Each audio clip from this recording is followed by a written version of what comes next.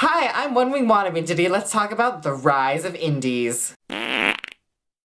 So for those of you who don't know, 2012 is known as the year of the indies. Journey was one of the first indie games to get the same amount of attention, if not more attention, than a typical AAA. For a lot of people, including me, Journey was my gateway drug into indie games. And ever since, I've gotten a lot of indie games under my belt. And I loved every single one of them. And I've realized that AAA games, they offer a very different experience.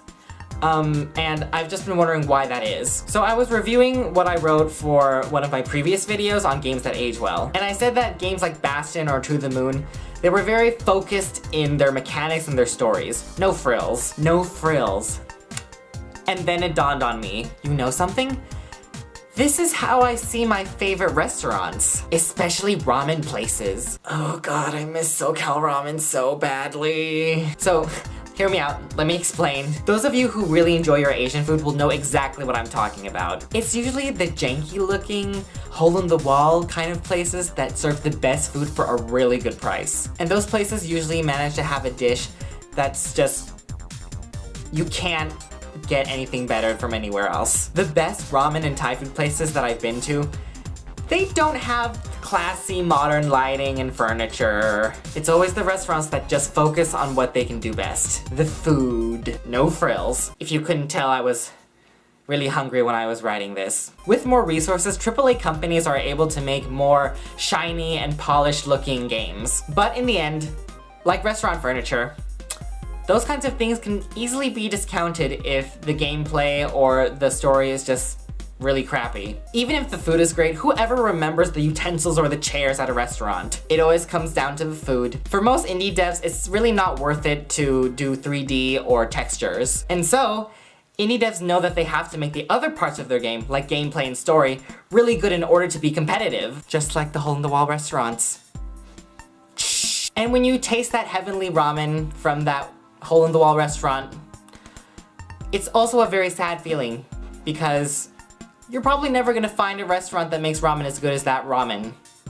Am I right? This is exactly like in gaming. I played the Walking Dead series, and then The Last of Us, it paled in comparison. Now, I know that they're very, very different games. It's just that after experiencing the amazingness that is The Walking Dead, everything else just kinda doesn't seem as good. BioShock Infinite does come in close second though, I will admit that. Most likely, I'm never going to find a game that has challenged me emotionally as much as The Walking Dead has. I'm just thinking, I mean, besides the Blackwell series, what's the point of even playing a point-and-click game anymore? Nothing's ever gonna be as good as it, so I just wonder, what's the point?